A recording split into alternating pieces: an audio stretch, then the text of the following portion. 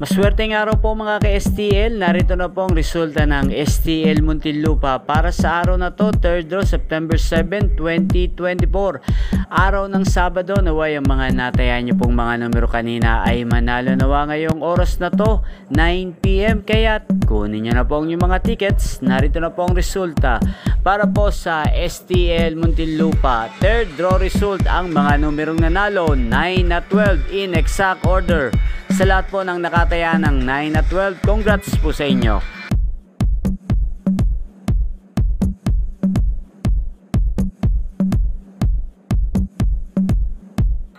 Congrats po sa lahat ng mga nanalo. Maraming salamat po sa panonood nyo sa aking channel, Roderick Hernandez TV. Huwag pong kalimutang mag-subscribe. Thank you for watching.